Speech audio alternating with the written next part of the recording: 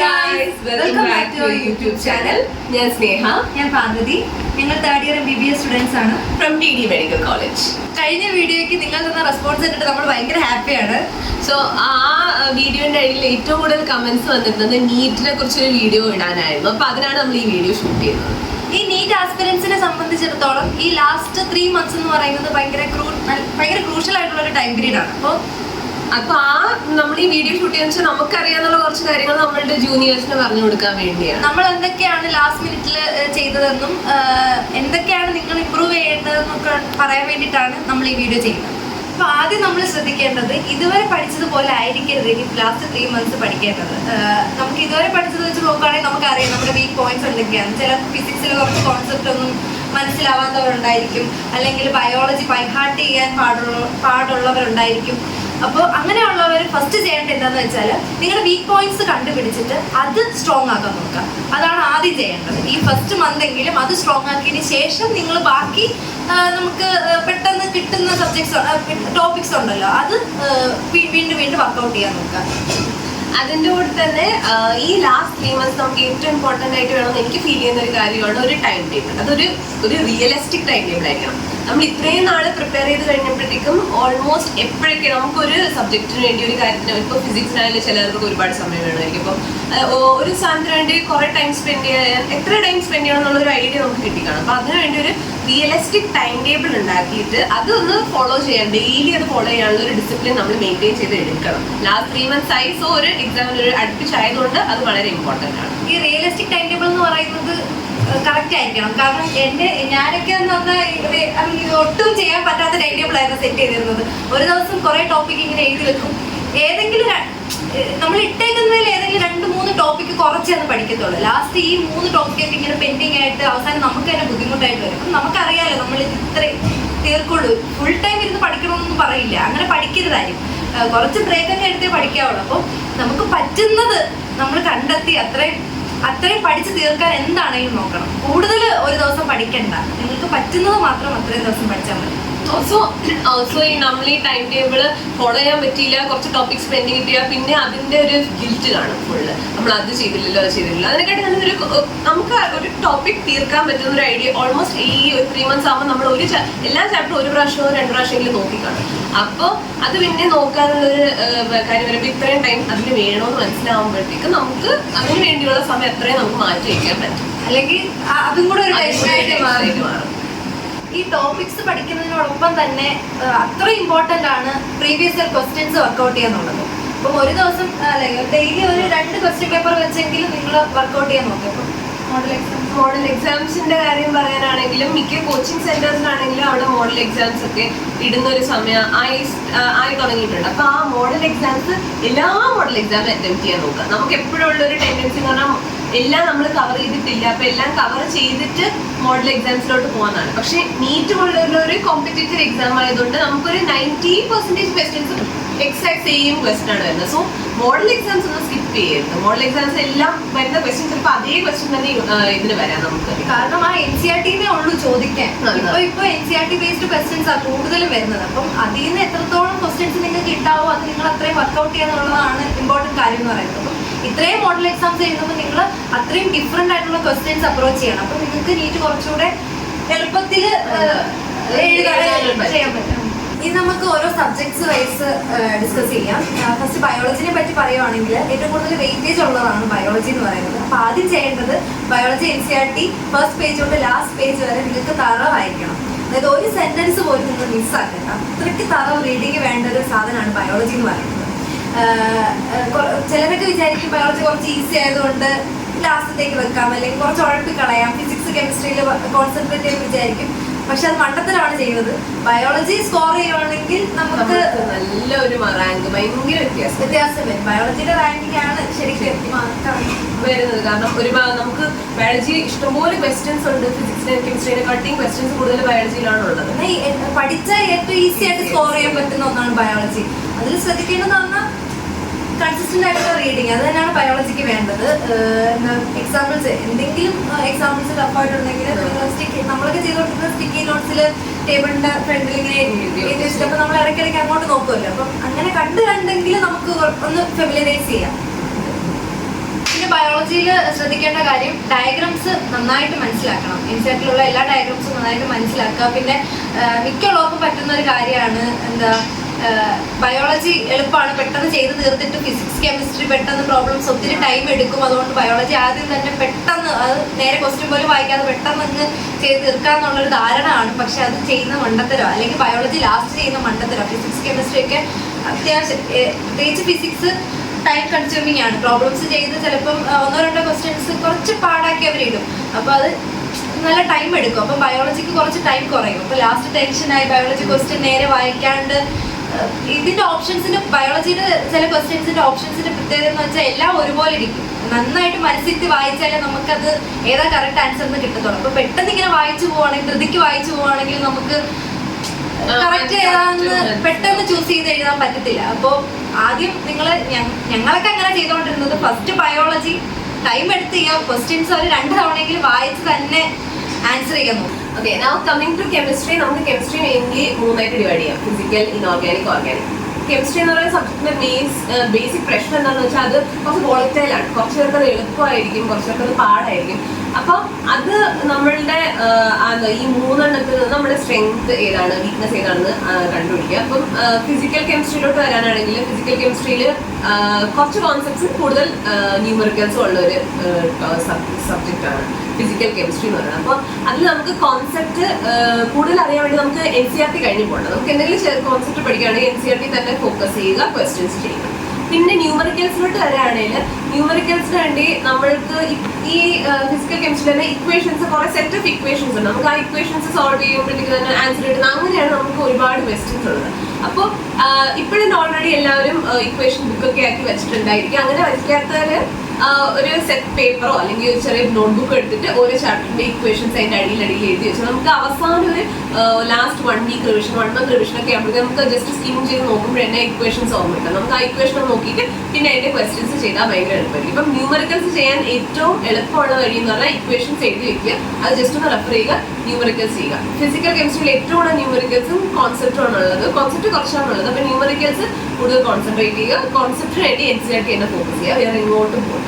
ഇനി ഇനോർഗാനിക്കിലോട്ട് വരാനാണെങ്കിൽ, ഇനോർഗാനിക് ഭയങ്കരമായിട്ട് ബയോളജി പോലെയാണ്. അപ്പൊ നമുക്ക് അതിന് ഏറ്റവും കൂടുതലുള്ളത് കൺസെപ്റ്റ് ആണ്. അപ്പൊ അത് പഠിക്കാൻ നമുക്ക് എന്തായാലും NCERT മതി, വേറെ ഒന്നോട്ടും പോകണ്ട. ഈ പറഞ്ഞ പോലെ NCERT നമ്മൾ പറയുന്നത് ബൈബിൾ ഓഫ് നീറ്റ് എന്നാണ്. അപ്പൊ എന്ത് പഠിച്ചാലും NCERT പഠിക്കുക, വേറെ ഒരു ടെക്സ്റ്റ് ബുക്കും പഠിക്കേണ്ട ആവശ്യമില്ല.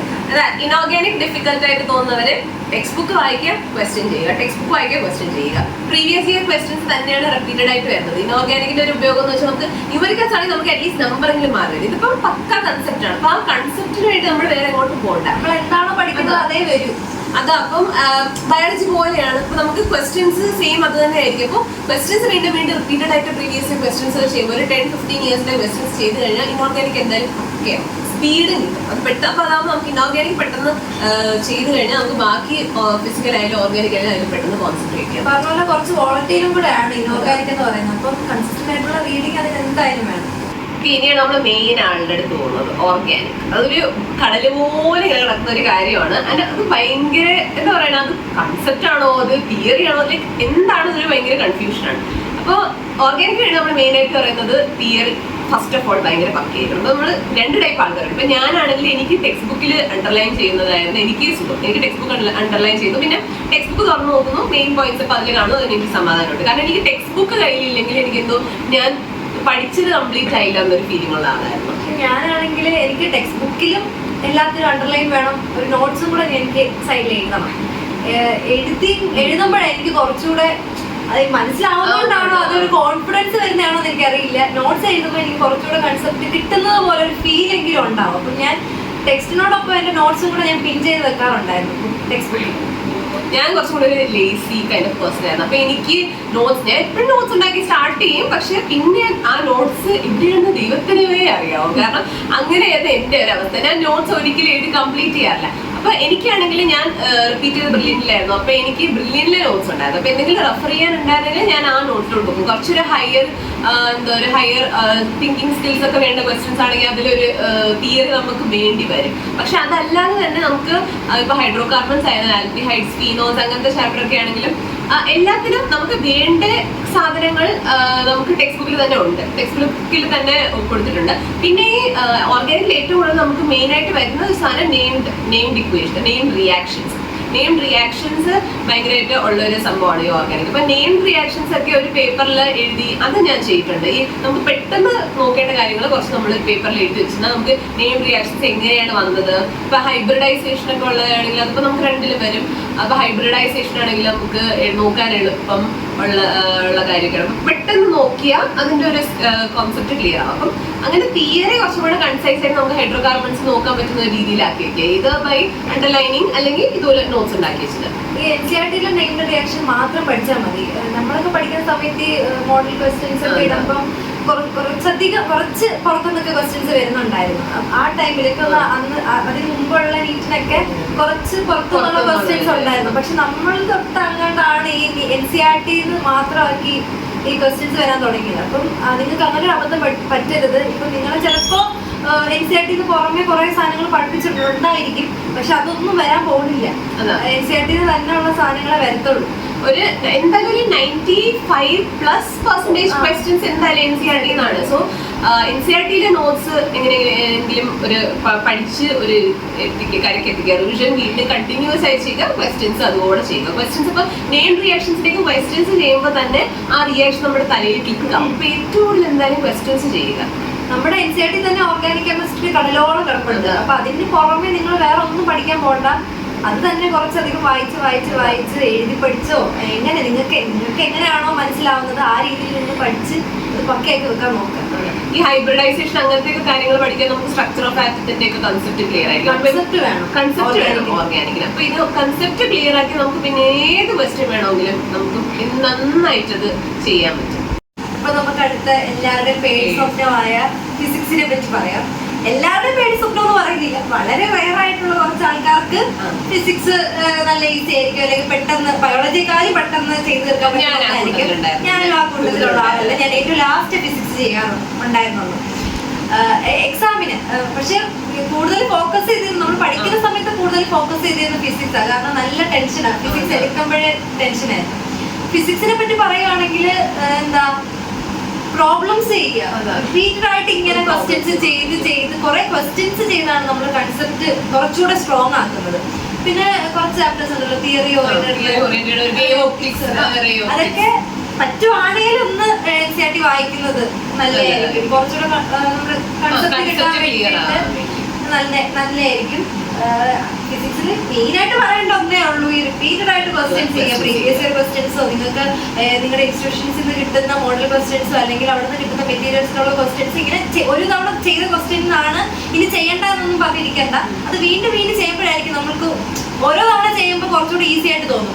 കുറച്ചുകൂടി എളുപ്പത്തിൽ ചെയ്യാനുള്ള എന്തെങ്കിലും ട്രിക്സോ അല്ലെങ്കിൽ കുറച്ചുകൂടി കൺസെപ്റ്റ് നമുക്ക് കിട്ടി പെട്ടെന്ന് ചെയ്യാൻ തോന്നും. അതേ പാറ്റേണിലുള്ള ക്വസ്റ്റ്യൻസ് തന്നെ ആയിരിക്കും നീറ്റിന് വരുന്നത്. വേറെ പുറത്തൊന്നും ഭയങ്കര പാടായിട്ടൊന്നും ഇടാറില്ല. നമ്മുടെ പഠിക്കുന്ന സമയത്തൊന്നും ഭയങ്കര പാടായിട്ടുള്ള ക്വസ്റ്റ്യൻസ് ഒന്നും ഇട്ടിട്ടില്ല നീറ്റിന്.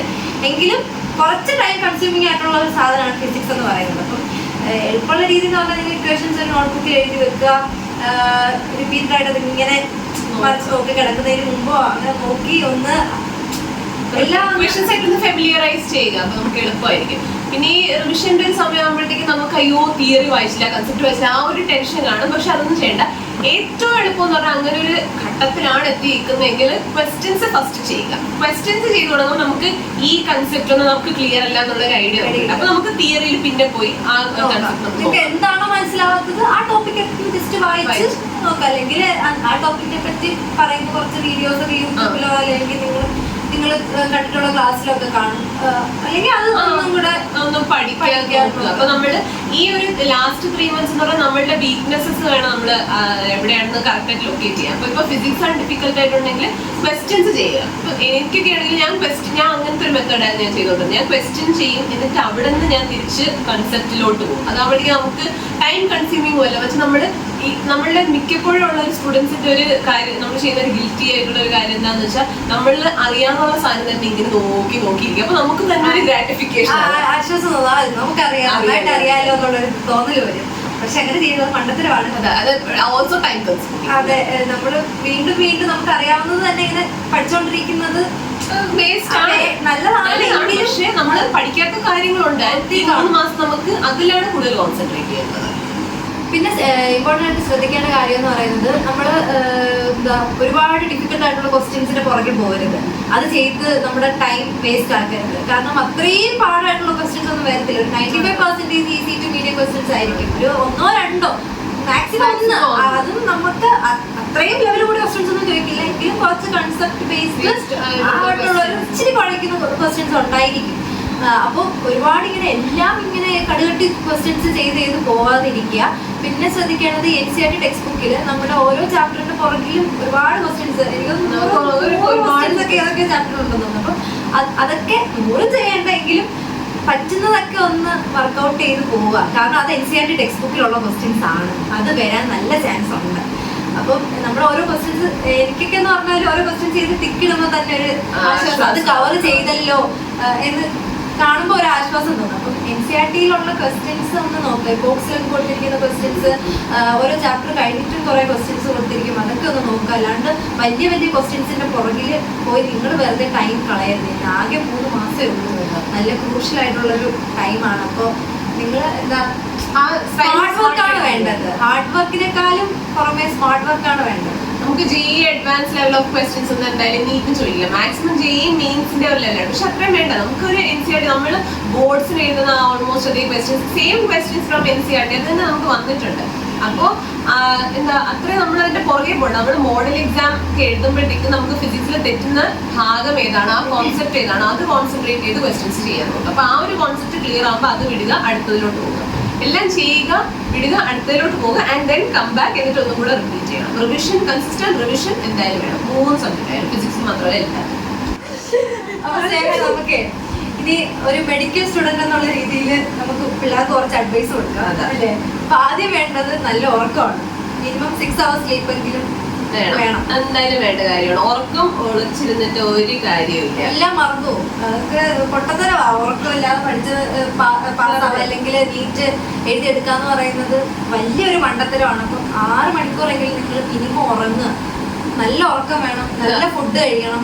നല്ല വെള്ളം കുടിക്കണം. പുറത്തുനിന്നുള്ള ഫുഡൊന്നും ഇനി 3 മാസമല്ലേ ഉള്ളൂ. ഫുഡ് പോയ്സൺ ഒന്നും അടിച്ച് കിടക്കണ്ട. പുറത്തുനിന്നുള്ള ഫുഡൊക്കെ വേണ്ട. അതായത് ഹോംലി ഫുഡ് തന്നെ മാക്സിമം കഴിക്കുക. നന്നായിട്ട് ഉറങ്ങുക.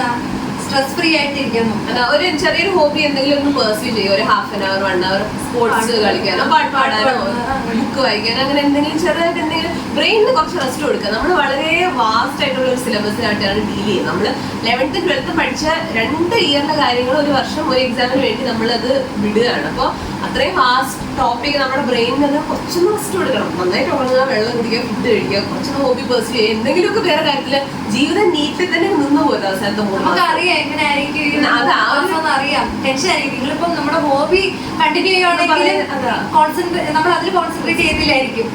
നീറ്റിനെ പറ്റി തന്നെ ആയിരിക്കും നമ്മൾ കൂടുതൽ സ്ട്രെസ്ഡ് ആവുന്നത്. ഇതൊരു പീരീഡ് ഓഫ് അൺസർട്ടനിറ്റി ആണ്. പക്ഷേ ഉറങ്ങണം.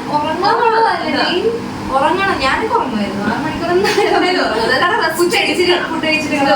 അങ്ങനെ എന്തെങ്കിലും റെസ്റ്റ് എടുക്കണം. റെസ്റ്റ് മെയിൻ ആണ്. നമ്മൾ എത്ര മണിക്കൂർ ഇരിക്കുന്നു എന്നല്ല, ഇരിക്കുന്ന സമയം ഏറ്റവും നന്നായിട്ട് യൂട്ടിലൈസ് ചെയ്യണം. നമ്മൾ അതല്ലാതെ ഇത്രയും നേരം ഇരുന്നു ടൈം ഡസന്റ് മാറ്റർ. പവർനാപ്പൊന്നും എടുക്കരുത്. ഫുഡ് കഴിച്ചിട്ട് ഒരു 1/2 മണിക്കൂറൊക്കെ ഉറങ്ങിയാൽ മതി. ഫുഡൊക്കെ കഴിച്ചിട്ട് 1/2 മണിക്കൂർ റെസ്റ്റ് എടുക്കണം. രാത്രിയിൽ ഒരു 6 മണിക്കൂർ എന്താണെങ്കിലും ഉറങ്ങിയാൽ. പിന്നെ കുറച്ചും കൂടെ ഒന്ന് സോഷ്യലി ഇന്ററാക്റ്റീവ് ആവാൻ നോക്കണം. നമ്മുടെ വീട്ടുകാരാണെങ്കിലും നമ്മുടെ ഫ്രണ്ട്സ് ആണെങ്കിലും നമ്മൾ എൻകറേജ് ചെയ്യുന്ന ഒരുപാട് പേരുണ്ട്. നമുക്ക് ശരിക്കും ഈ സീറ്റ് കിട്ടണം എന്നാഗ്രഹിക്കുന്ന ഒരുപാട് പേരുണ്ട്. അപ്പോൾ ഇപ്പൊ നമ്മുടെ വീട്ടുകാരോടൊക്കെ ആണെങ്കിൽ കുറച്ചൊന്ന് സംസാരിക്കുക. നമ്മൾ വിചാരിക്കും ആരോടും കൊണ്ട് മിണ്ടാതെ ഇങ്ങനെ അടിച്ചൊന്ന് സംസാരിക്കുമ്പോൾ നമ്മൾ തന്നെ ഐസൊലേറ്റഡ് ആയി പോകും. കുറച്ചൊക്കെ ഒന്ന് ആൾക്കാരോട് സംസാരിക്കുമ്പോൾ ഇന്ററാക്ട് ചെയ്യുമ്പോഴത്തേക്ക് നമുക്ക് കുറച്ച് സമാധാനം വരും. ആരെങ്കിലോടെങ്കിലും ഒരു സംസാരിക്കുമ്പോൾ ഒരു ഭയങ്കര റിലീഫാണ് അതിൽ വരുന്നത്. പിന്നെ എന്താ ലാസ്റ്റ് പറയേണ്ടത്, അതാ ഈ പറഞ്ഞ പോയിന്റ്സ് എല്ലാം നിങ്ങളൊന്ന് ഓർക്കുക.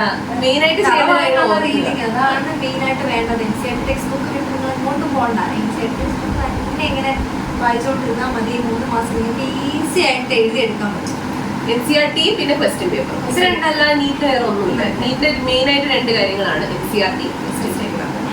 അപ്പൊ എല്ലാവർക്കും അതാ all all the the best. best. പിന്നെ എല്ലാവരും പഠിച്ച് നീറ്റൊക്കെ പാസ്സായി അതാ ആരെങ്കിലും ജൂനിയേഴ്സ് ആയിട്ട് വരുമെന്ന് വിചാരിക്കും. നല്ല കോളേജാണ്, നിങ്ങൾ എല്ലാരും ഇങ്ങോട്ട് വെൽക്കം ചെയ്യുകയാണ്. അതാ നമ്മളുടെ ജൂനിയർ ആയിട്ട് ഈ വീഡിയോ കാണുന്ന ആരെങ്കിലും ഒക്കെ വരുന്നു എന്ന് പ്രതീക്ഷിക്കുന്നു. അതെ, നിങ്ങളെ വീഡിയോ കാണുന്നവർക്ക് ആർക്കെങ്കിലും ഒക്കെ എല്ലാവർക്കും അതാ, എല്ലാവർക്കും നീറ്റ് കിട്ടട്ടെ, നിങ്ങൾക്ക് ആഗ്രഹിച്ച പോലൊരു മെഡിക്കൽ സീറ്റ് കിട്ടട്ടെ എന്ന് പ്രാർത്ഥിക്കുന്നു. അതായത് വളരെ നോബിൾ പ്രൊഫഷൻ ആണ്. അതെ. ഇവിടെ വന്ന ഓരോ പേഷ്യൻസിനെ കാണുമ്പോഴത്തേക്കുമാണ് നമ്മൾക്ക് ആ